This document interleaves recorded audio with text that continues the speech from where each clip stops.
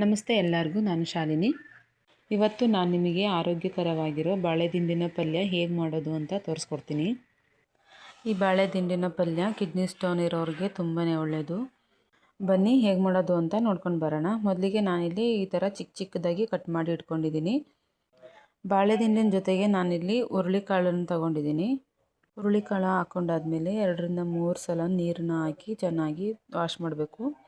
ಇದರಲ್ಲಿ ನಾರಿನಂಶ ಹೆಚ್ಚಾಗಿ ಇರೋದ್ರಿಂದ ಆರೋಗ್ಯಕ್ಕೆ ತುಂಬಾ ಒಳ್ಳೆಯದು. ಈ ಬಾಳೆದಿಂಡನ್ನ ನಮ್ಮ ಅಜ್ಜಿ ನಾನು ಊರಿಗೆ ಹೋದಾಗ ಕೊಟ್ಟು ಕಳಿಸಿದ್ರು. ಇವಾಗ ಇದನ್ನು ವಾಶ್ ಮಾಡಿ ಆಗಿದೆ. ನಾನಿಲ್ಲಿ ಕುಕ್ಕರ್ಗೆ ಬೇಯೋದಕ್ಕೆ ಹಾಕ್ತಾಯಿದ್ದೀನಿ. ಬಾಳೆದಿಂಡು ಮುಳುಗುವಷ್ಟು ನೀರನ್ನು ಹಾಕಿ ರುಚಿಗೆ ತಕ್ಕಷ್ಟು ಉಪ್ಪನ್ನು ಹಾಕಿ ನಾನಿಲ್ಲಿ ಕ್ಯಾಪ್ನ ಕ್ಲೋಸ್ ಮಾಡಿ 3 ವಿಷಲ್ ಹಾಕ್ಸ್ಕೊಂಡಿದ್ದೀನಿ. ಬೆಂದಾದಮೇಲೆ ಇಲ್ಲಿ ರಸ ಎಲ್ಲನೂ ತೆಗೆದು ನಿಮಗೆ ತೋರಿಸ್ತಾ ಇದ್ದೀನಿ. ಇವಾಗ ಒಗ್ಗರಣೆ ಮಾಡೋದು ಹೇಗೆ ಅಂತ ನೋಡ್ಕೊಂಡು ಬರೋಣ.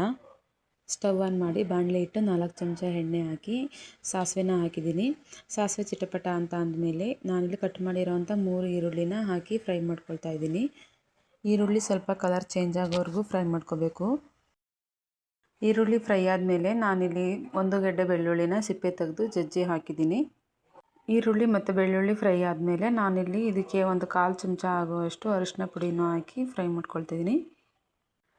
ಫ್ರೈ ಆದಮೇಲೆ ನಾನಿಲ್ಲಿ 1 ಚಮಚ ಆಗುವಷ್ಟು ಅಚ್ಕಾರದ ಪುಡಿನ ತೊಗೊಂಡಿದ್ದೀನಿ. 1.5 ಚಮಚ ಆಗುವಷ್ಟು ಧನಿಯಾ ಪುಡಿನ ಹಾಕಿ ಚೆನ್ನಾಗಿ ಫ್ರೈ ಮಾಡ್ಕೊಳ್ತಿದ್ದೀನಿ.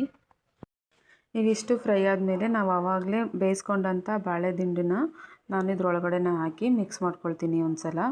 ಬಾಳೆದಿಂಡನ್ನ ಬೇಯಿಸಿ ಬಸ್ತಿರೋ ಅಂಥ ರಸನ ಕುಡಿಬೇಕು, ತುಂಬಾ ಒಳ್ಳೆಯದು ಕಿಡ್ನಿ ಸ್ಟೋನ್ ಇರೋರಿಗೆ. 1/4 ಕಪ್ ಆಗೋಷ್ಟು ತೆಂಗಿನಕಾಯಿ ತುರಿನ ತೊಗೊಂಡಿದ್ದೀನಿ. ತೆಂಗಿನಕಾಯಿ ತುರಿ ಹಾಕೋದ್ರಿಂದ ಟೇಸ್ಟ್ ತುಂಬಾ ಚೆನ್ನಾಗಿರುತ್ತೆ. ಹಾಗೆ ನಾನಿಲ್ಲಿ ಲಾಸ್ಟಲ್ಲಿ ಕೊತ್ತಂಬರಿ ಸೊಪ್ಪನ್ನು ಕೂಡ ಹಾಕಿ ಮಿಕ್ಸ್ ಮಾಡ್ತಿದ್ದೀನಿ. ಬಾಳೆದಿಂಡಿನ ಪಲ್ಯ ಮಾಡೋದು ತುಂಬಾ ಈಸಿ. ಹಾಗೆ ನನ್ನ ಚಾನಲ್ನ ಯಾರೆಲ್ಲ ಹೊಸದಾಗಿ ನೋಡ್ತಿದ್ದೀರಾ ಪ್ಲೀಸ್ ಸಬ್ಸ್ಕ್ರೈಬ್ ಮಾಡಿ, ಹಾಗೆ ಬೆಲ್ ಬಟನ್ ಕೂಡ ಕ್ಲಿಕ್ ಮಾಡಿ. ನಾನು ಮಾಡಿರೋ ಈ ಬಾಳೆದಿಂಡಿನ ಪಲ್ಯ ನಿಮಗೆ ಇಷ್ಟ ಆಗಿದರೆ ಪ್ಲೀಸ್ ಒಂದು ಲೈಕ್ ಮಾಡಿ, ಕಮೆಂಟ್ ಮಾಡಿ, ಶೇರ್ ಮಾಡಿ. ವಿಡಿಯೋ ನೋಡಿದ್ದಕ್ಕಾಗಿ ಧನ್ಯವಾದಗಳು.